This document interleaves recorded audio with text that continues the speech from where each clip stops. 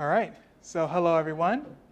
So for this icebreaker, it's just a simple mini discussion question, and we'll just kind of answer as we go.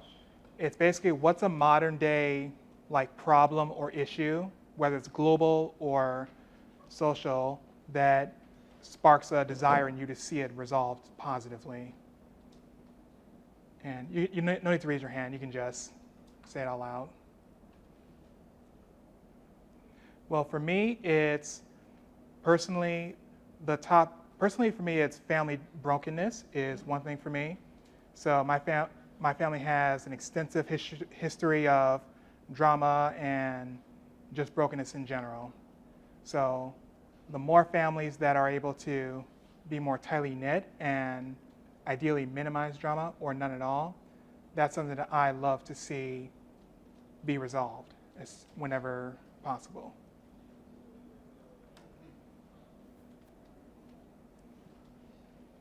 No issues? Yeah. For me, it's sexual trauma. Okay. And that plays into a lot of stuff. And I know everyone's experience is different, but judging from my experience, and also like same with my family, that's a huge thing that it's either goes under the rug or just do it in different ways.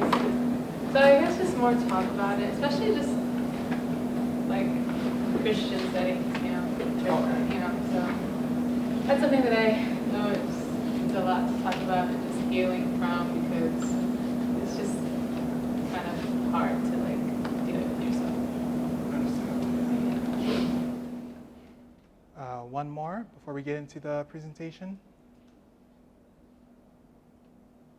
Once, twice, and moving on.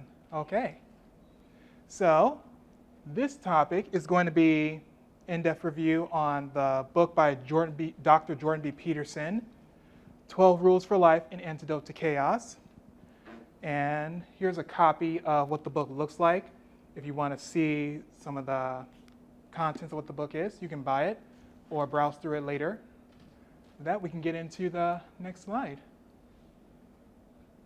Okay. So for starters, I wanted to get into a little bit of my background and the moral basis that I had growing up that made me more willing to embrace wokeness, or specifically Marxism, when I was a young man.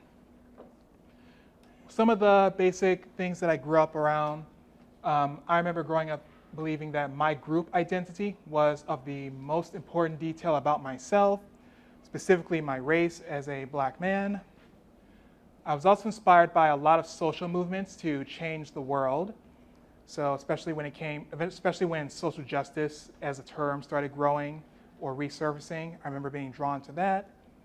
I was also raised to believe that blacks are forever oppressed by white America through different influences in my family.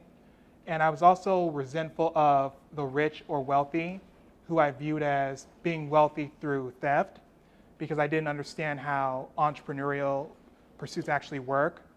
But these were some of the tidbits of moral foundations that I had growing up in grade school that later resurfaced when I was introduced to Karl Marx and Marxism and later wokeness. So now that we have that context, for the next slide, basically you already heard the first part of my story where I was on the woke side of things as a Marxist, and this is going to be a piece of an interview that I encountered around when it came up after this ad. It's all right. Basically, this is the interview that made Dr. Jordan B. Peterson famous, and when he was dealing with controversial legislation in Canada at the time, because he's Canadian. And, oh, cool, it's already there. So this was the Kathy Newman interview. It started off talking about the gender wage gap, and then it devolved into a debate between the two. And then eventually you're going to get to see, this is the part that really struck a chord with me as I was watching it. So go ahead and play.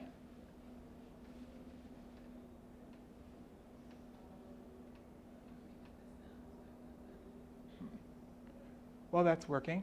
So yeah, basically Bill C-16 during that time in Canada was basically Dr. Peterson argued a compelled speech law that he had moral and safety issues over. And they went in depth talking about it.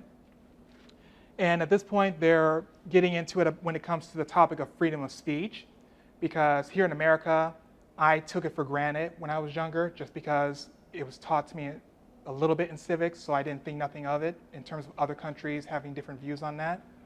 So at this point, this is kind of what they're getting into. You got in trouble for refusing to call trans men and women by their preferred personal pronouns. No, that's not actually true. I got in trouble because I said I would not follow the compelled speech dictates of the federal and provincial government. I actually never got in trouble for not calling anyone anything. Right. That didn't happen. You wouldn't follow the change of law, which was designed Not to once it was outlaw law. discrimination. No. Why should that's what they said it was designed to do. Okay, you cited freedom of speech in that. Why should your right to freedom of speech trump a trans person's right not to be offended? Because in order to be able to think, you have to risk being offensive. I mean, look at the conversation we're having right now. You know, like you're certainly willing to risk offending me in the pursuit of truth. Why should you have the right to do that? It's been rather uncomfortable. Well, I'm very glad I put you on the spot. Well, I'm very glad that I have exercised my freedom of speech. You get my point. It's like you're doing what you should do, which is digging a bit to see what the hell's going on. So and that is what you should do. But you're exercising your freedom of speech to certainly risk offending me. And that's fine. I think more power to you as far as I'm concerned. So you haven't sat there and... I'm just trying to work that out. I mean...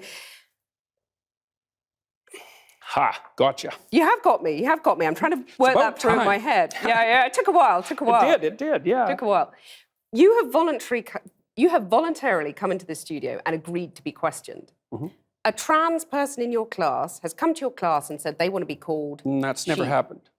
And I would call them she. So you would. So you've kind of changed your tune on that. No, I said that right from the beginning. What I said at the beginning was that I was not going to cede the linguistic territory to radical leftists, regardless of whether or not it was put in law. That's what I said. And then the people who came after me said, oh, you must be transphobic and you mistreat a student in your class. It's like, I never mistreated a student in my class. I'm not transphobic, and that isn't what I said. Well, except you've also called trans campaigners authoritarian, haven't you? I mean, isn't that grossly... Well, only in the broader context of my claims that radical leftist ideologues are authoritarian, which they are. You're saying someone who's trying to work out their gender identity, who may well have struggled with that, had quite a tough time over the years. With it, yeah. You're comparing them with, Chairman Mao, who saw the deaths of millions of people. Well, even if the activists, they're trans people too. They have a right to say these things. Yeah, but they don't have a right to speak for their whole community. To compare them to Chairman Mao or...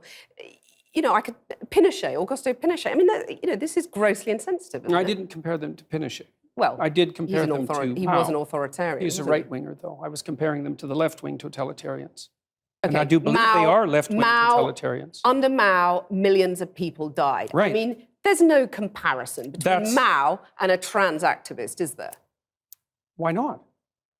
Because trans activists aren't killing millions of people? The philosophy that's guiding their utterances is the same philosophy. The consequences are... Not yet. You're saying that trans activists could lead to the deaths of millions of people? I'm saying that the philosophy that drives their utterances is the same philosophy that already has driven us to the deaths of millions of people. Okay, tell us how that philosophy is in any way comparable. Sure, that's no problem. The first thing is that the philosophy presumes that group identity is paramount. That's the fundamental philosophy that drove the Soviet Union and Maoist China. And it's the fundamental philosophy of the left-wing activists. It's identity politics. It doesn't matter who you are as an individual. It matters who you are in terms of your group identity. You're just saying these things, though, to provoke, aren't you? I mean, you are a provocateur. I never say You're like anything. the alt-right that you hate to be compared to. You want to stir things up. I'm only a provocateur insofar as when I say what I believe to be true, it's provocative. I don't provoke. Maybe for humor, you don't set out now to and provoke. then. I'm not interested in provoking. But what about the thing about, fighting and the lobster? All right. And it basically went like that until the very end of it. So right at that point where he had her stumped,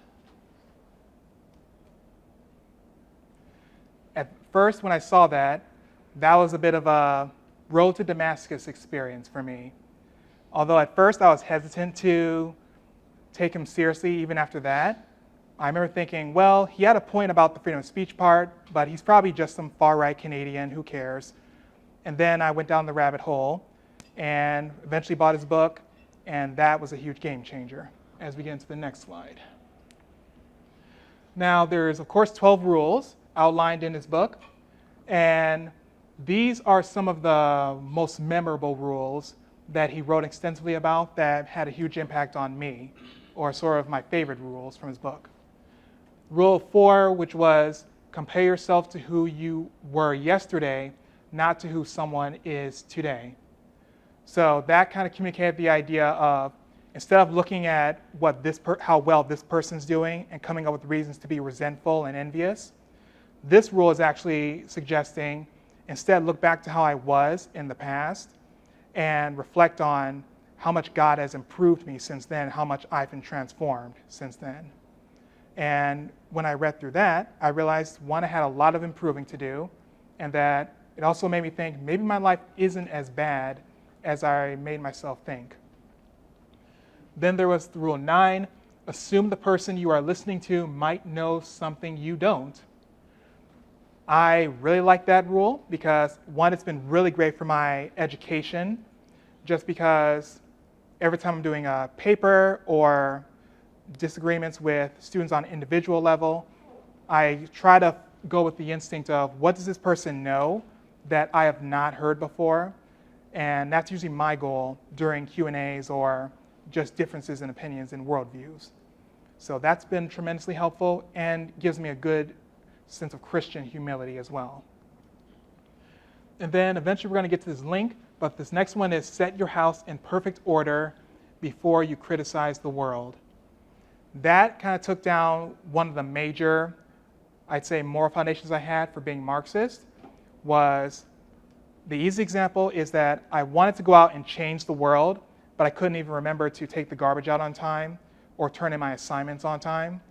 So that rule was very much an eye-opening rule, because through this written word of Jordan Peterson, he basically explained, Deante, get your act together and take responsibility for what you do have control of, which is your school responsibilities, your home responsibilities, etc., etc. And now we're going to go to this link video that examines this rule, Rule 6, more in depth. Blaming others for your problems is a complete waste of time. When you do that, you don't learn anything. You can't grow and you can't mature. Thus, you can't make your life better. In my 3 decades as a professor and clinical psychologist, I've learned that there are 2 fundamental attitudes toward life and its sorrows. Those with the first attitude blame the world. Those with the second ask what they could do differently. Imagine a couple on the brink of divorce. They're hurt and angry. The unhappy, bitter husband recalls the terrible things his wife has done and the reasons he can no longer live with her. The harried and disillusioned wife, in turn, can describe all the ways her husband let her down. Each has a long list of necessary changes for the other person. Their prospects for reconciliation are grim. Why? Because other people aren't the problem. You're the problem. You can't change other people, but you can change yourself. But it's difficult. It takes courage to change, and it takes discipline. It's much easier and much more gratifying to your basest desires to blame someone else for your misery. Consider the youthful activist making a statement against the corrupt capitalist system by smashing in the storefront of a local business. What has he done other than to bring harm to people who have nothing to do with his real problems? The guilt, doubt, and shame he will inevitably feel in consequence will have to be suppressed so his beliefs can remain unchanged. And that suppression will do nothing but foster his anger and alienation. In the play The Cocktail Party by American English poet T.S. Eliot, one of the characters is having a very hard time of it. She speaks of her profound unhappiness to her psychiatrist. She tells him that she hopes her suffering is all her own fault. Taken aback, the psychiatrist asks why. because she tells him if it's her fault, she can do something about it. If it's in the nature of the world, however, she's doomed. She can't change everything else, but she could change herself. Now, there are people who seem to be consigned to a terrible fate, but most of us aren't. Most of us have a chance to make our lives better. But how? Start small. Ask yourself a few questions. Have you taken full advantage of the opportunities offered to you? Are you working to your fullest capacity at school or at work? Have you, in other words, set your own house in order? If the answer is no, try this. Stop doing what you know to be wrong. Stop today. Don't waste time asking how you know that what you're doing is wrong. Inopportune questioning can confuse without enlightening and deflect you from action. You can know something is right or wrong without knowing why. Start paying attention. Do you procrastinate, show up late, spend money you don't have, and drink more than you should? It's not a matter of accepting some externally imposed morality. It's a dialogue with your own conscience. What are you doing that's wrong from your own perspective? What could you put right now? Get to work on time. Stop interrupting people. Make peace with your siblings and your parents. Diligently utilize everything you already have at hand. If you do those things, your life will improve. You'll become more peaceful, productive, and desirable. After some days or weeks or months of attentive effort, your mind will clear. Your life will become less tragic, and you'll become more confident. You'll start seeing right from wrong more clearly. The path in front of you will shine more brightly. You'll stop getting in your own way. Instead of bringing trouble to yourself, your family, and your society, you'll be a positive and reliable force. Your life will still be difficult. You'll still suffer. That's the price of being alive. But maybe you'll become strong enough to accept that burden, and in that fashion, even come to act nobly and with purpose. The proper way to fix the world isn't to fix the world. There's no reason to assume that you're even up to such a task, but you can fix yourself. You'll do no one any harm by doing so. And in that manner, at least, you will make the world a better place. I'm Jordan Peterson, Professor of Psychology at the University of Toronto for Prager University. So, that was, the video itself was a game changer, and that's also why that last rule that went more in depth on was a gut punch for me in a positive way. And after going through Jordan Peterson's book and the rabbit hole that followed, I eventually started seeing more so the realities of wokeness in terms of what I claimed it was compared to what it actually is historically, academically, and eventually we'll get into spiritually. First off, wokeness as commonly defined by activists. So usually when I talk with people who are either woke Christians or not religious but still woke, I try to ask what is a unifying definition they would come up with. And usually there's a bit of a struggle with that, but we eventually got to what I thought was a fairly accurate unifying definition in the most positive light possible. So basically from the universal side, being aware of the deceptions of oppressors towards the oppressed. And then when we get into, I'm going to pull out the verse on my phone, when it comes to how Christians explain wokeness, I have been able to have the opportunity to get very helpful feedback. They'll usually reference Ephesians 5:14. And basically that is, so Ephesians 5:14, this is the verse they're referencing. For everything that becomes visible is light. Therefore it says, sleeper awake, rise from the dead, and Christ will shine on you. And then that's usually how they end their explanation. So we're going to get into the proper context that verse is designed to be used in towards the end of this presentation. But for now, let's go to the next slide and get into what wokeness more accurately is in reality. So previously I gave you like the secular and woke Christian side of what wokeness is, and this is what it actually is. This is the book called Cynical Theories by the researchers Helen and Pluckrose, as well as James Lindsay. James Lindsay is a very popular academic who's been studying Marxism and its origins a lot longer than I've been able to. So here's an accurate explanation of what wokeness actually is. Wokeness is a fusion of the critical theory school of Neo-Marxism, which is a form of identity politics and radical activism that has a very particular worldview that separates the world into liberationists versus oppressors or oppressed versus oppressors. And then as we get into the next slide, this is going to get into a little bit more detail that James Lindsay found. So in terms of how Marxism connects with wokeness, the title says it as rebranding Marxism as what we now would say wokeness in a modern context. So a couple of notes that I found. It's a mixture of postmodern theory that rejects objective truth, which is actually where we get the philosophical idea of there is no truth, there's just your truth and my truth. But of course, you could easily make the counter of saying, well, if there is no truth, how do you know that statement you just made is true and not false? But that didn't stop the postmodern philosophers from spreading the idea it was in France is where this got a lot of popularity. And then of course, the Frankfurt School of Critical Theory focuses on shaping culture with Marxism and other disciplines. Big proponent of that idea would be a man named Antonio Gramsci, who was a philosopher as well as a Marxist, who believed in spreading Marxism through different disciplines and institutions. That included the church as well.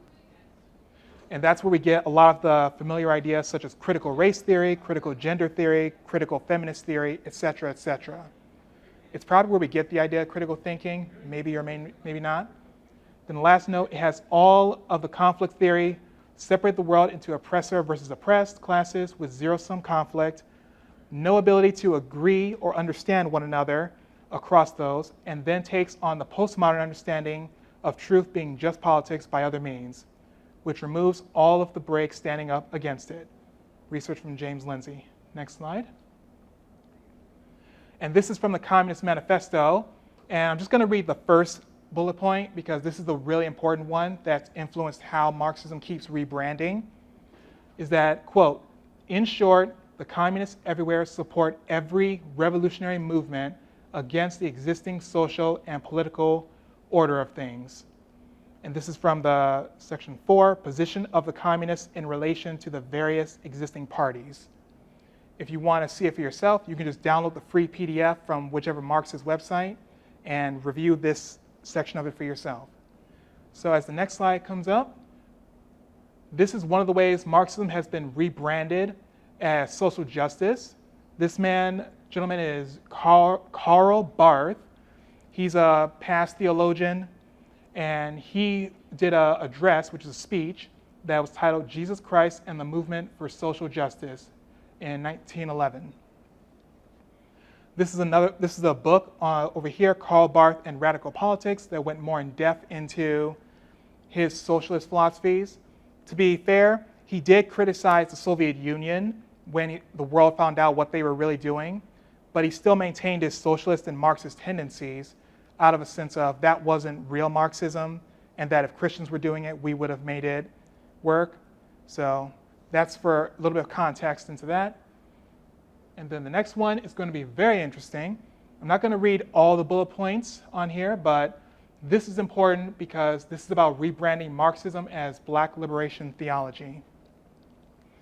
Karl Barth was a huge influence on the author of this book, James Cone, and this theology was a huge influence on several pastors of all different ethnic backgrounds, as well as, I'll say, a pastor who was a huge influence on our former president, Barack Obama. So this is an important detail because this theology has spread around pretty fast. So for educational purposes, I'm going to read a few tidbits of this. And let's start with page 8, because that was the one that was very shocking when I read it. Okay, understanding. All right, so this is when he talks about the content of theology. So, I'm going to read a little bit. Quote, "This understanding of blackness can be seen as the most adequate symbol of the dimensions of divine activity in America. And insofar as this country is seeking to make whiteness the dominant power throughout the world, whiteness is the symbol of the Antichrist." And now I'm going to get into the 1970 preface that he wrote, because this has been around since then. And this is about him outlining what the book is going to cover. So towards the end it says, "It will be evident therefore," so the last one was end quote, just to be sure. So I'll do it right this time. Quote, "It will be evident therefore that this book is written primarily for the black community, not for whites. Whites may read it and to some degree render an intellectual analysis of it, but an authentic understanding is dependent on the blackness of their existence in the world. There will be no peace in America until whites begin to hate their whiteness, asking from the depths of their being, how can we become black?" End quote.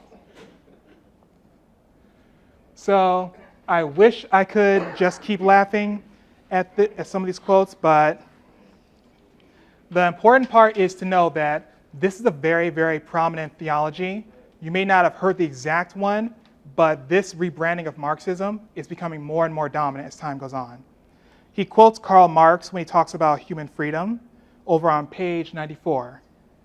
Quote, "This is what Karl Marx had in mind in his definition of the human being as praxis, which means directed activity. Praxis expresses human freedom. Freedom, writes Marx, is the essence of man. It is not something outside one who freely is. It is the specific mode or structure of being.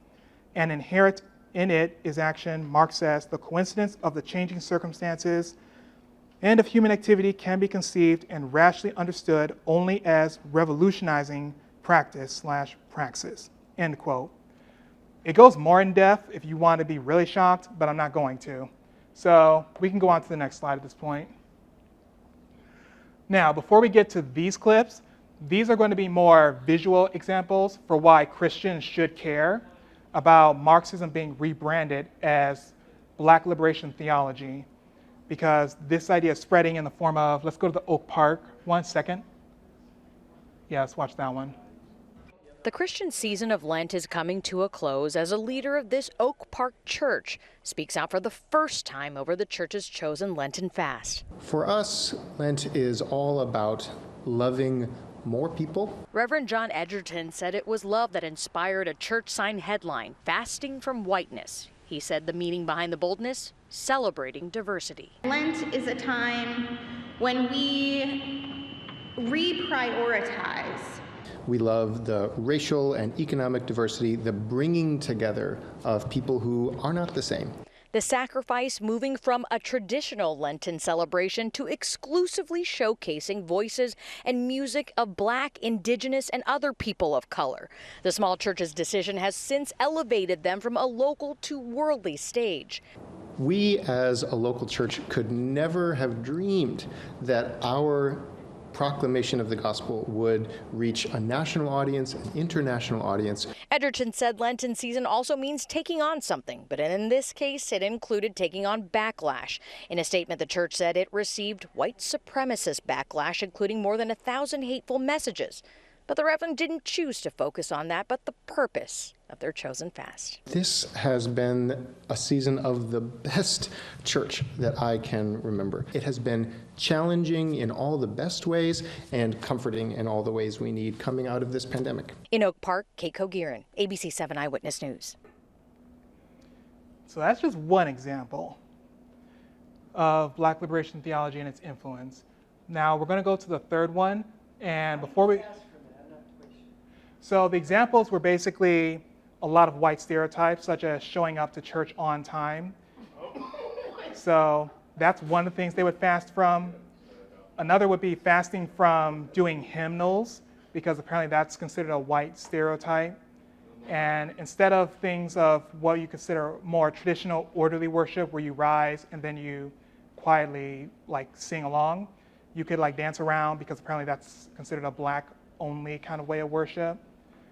And then of course there's taking the whole like call and response of how black people are known for being very spirited in their amens during church. So they're basically saying, no, instead of just a polite amen, you can just be as loud as or whatever you want. Amen. Like that. A lot louder.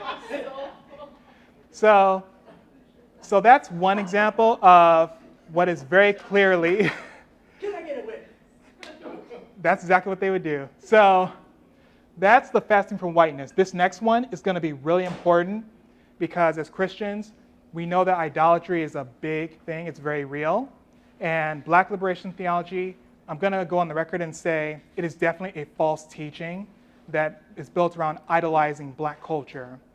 And this is a video from an Episcopalian church that took Black liberation theology to a very extreme conclusion. And this was an interview done by Vice News. So for the theologians and very traditional Christians, contain your anger, I'll say, so that we can keep focusing on the educational part of it. So let's just get it over with. For those in the bondage of racism, we need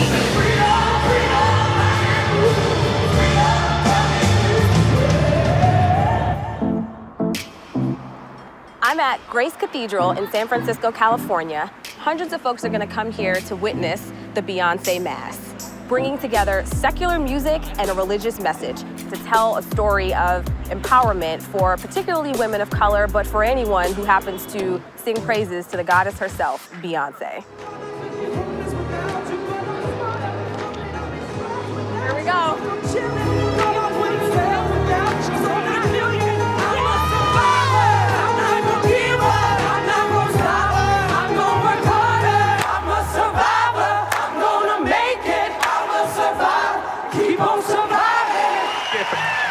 Y'all, I'm out of breath because we sang Beyonce in church. Holy cow. We do have a community that is youthful and loving and looks to the world as a partner, not an enemy. So if that's new to you, I hope it's good news. God actually loves you. What can you tell me about the progressive nature of Grace Cathedral? I think a lot of the people who show up tonight are people of color, LGBT people, people on whom other people's narratives have been projected. And I mean, just to be honest, the church hasn't been the best about lifting up those voices. It really began as us saying, how can we actually be the people of God that we hope to be in the world? And Beyoncé is the perfect passage to get that message out there. Honestly, I think Beyoncé is a better theologian than many of the pastors and priests in our church today. That is not an exaggeration. According to a recent Gallup poll, Catholic church attendance has gone down nearly 40% since the 1950s. But tonight's Beyoncé Mass is set to draw crowds in the hundreds. And though I don't consider Beyoncé to be a religious symbol, like some of her most ardent fans, there's no denying her strong use of religious symbolism throughout her music and performances, paying homage to everything from female African deities, the Last Supper, Black Madonna, and the Virgin Mary herself. I spoke with Reverend Yolanda Norton, Beyoncé fan and organizer of the event, to find out where the idea came from to mix Beyoncé with the Bible.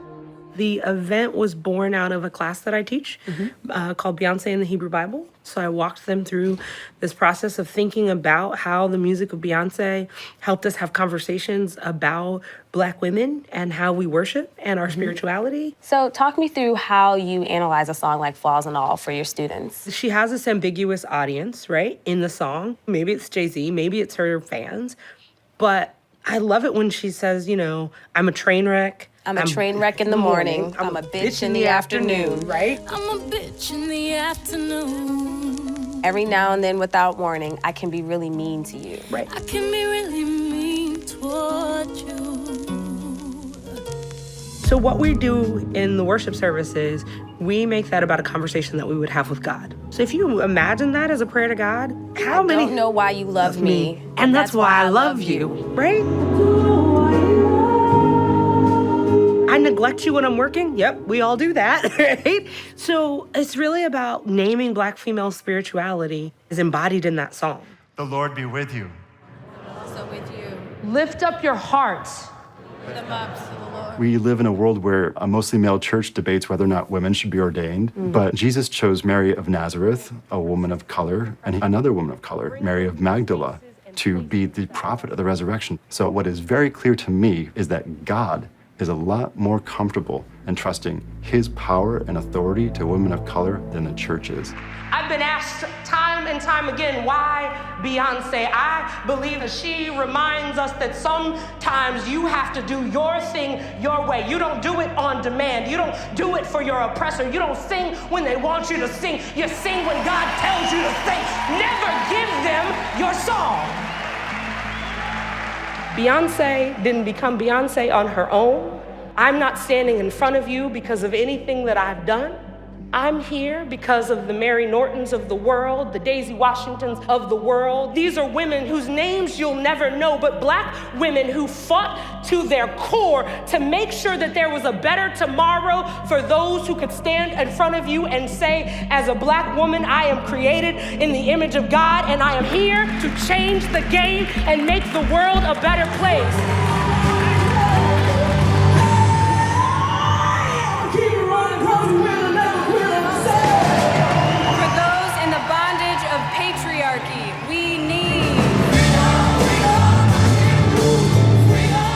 I'm unapologetically a minister of the gospel. I am unapologetically a biblical scholar. And I am unapologetically a Beyonce fan. And I don't feel like I need to apologize for any of those things. I think that Yolanda's sermon of knowing when to hold on to the hands that are next to you and stand tall and to not give up, those are messages that are not exclusive to just a woman of color experience. Those messages are necessary for everyone, and to use Beyonce and her music as a platform to bring people into the church to hear the message was truly, truly powerful.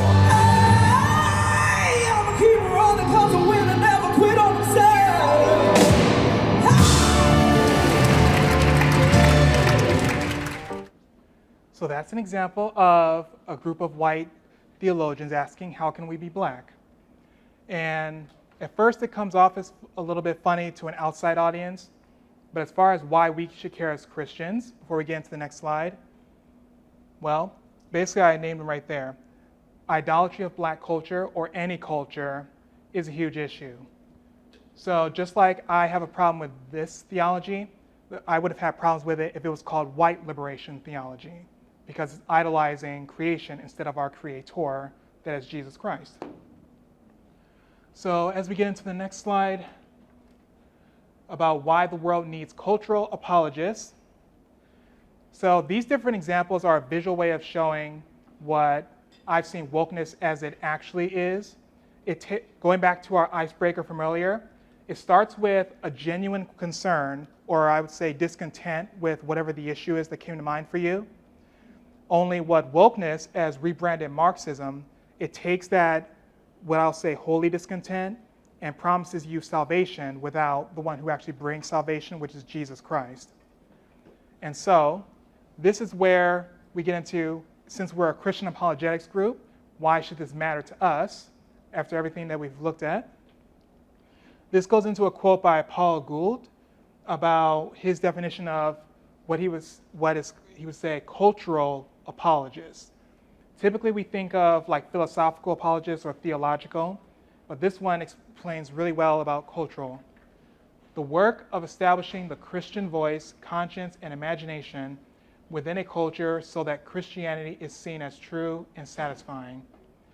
If I personally would give him feedback, I'd modify it to replace Christianity with Jesus Christ, just to be more of a nitpick about it. But I'm going to get into the biblical basis for that quote.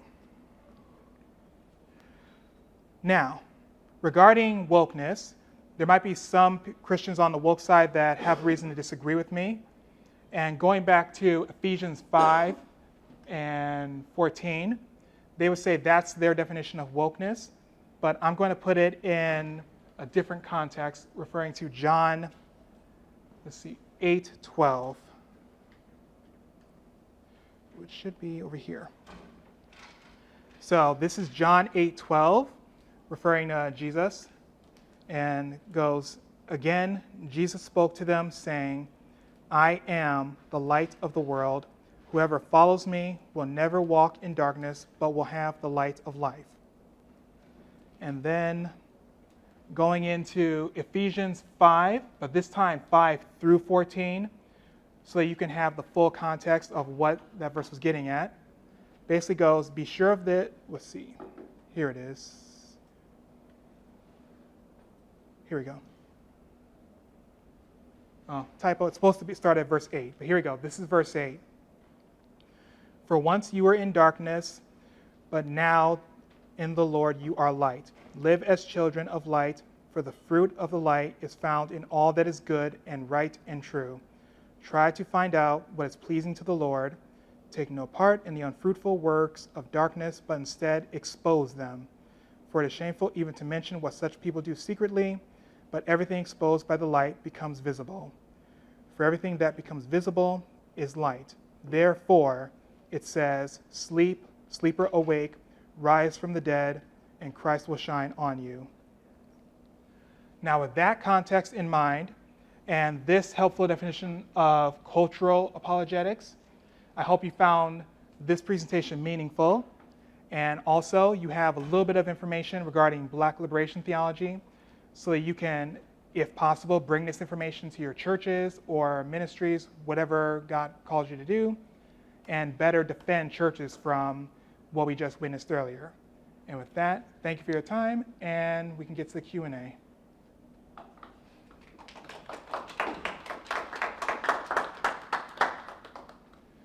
Okay, so we got 5 minutes. Is there any, does anyone have any questions? So specifically, your holy discontent of what's wrong with the world. It sounds like, tell me what it is, and then like, how does your faith meet that as opposed to the other way to use it? Yes. So at this point, my holy discontent was about people I viewed as being oppressed, such as like me as a black person and working class people. Although I did, and where I went wrong with that is I separated it from Jesus, and how my faith applies to it now in a way that's more helpful is basically acknowledging that the path to salvation is not this, it's not Black liberation theology, it's not Marxism. It starts with Jesus and being salt and light into the areas that I do have influence over, which is my classroom settings, being a good student, into Ratio Christi, being in apologetics, and eventually into the workforce and bringing Jesus' light into my work ethic and my relationships with people at my job. So kind of like how you said, Jordan Peterson said, you know, don't focus on changing the world, start with yourself. Yes. So it's like what you can actually do, rather than complaining about the world and how the world's the problem, or this is the problem, that's the problem. It's like, Right. I mean, I'm sure I am. Any other Q&As? Maybe late processing of the videos?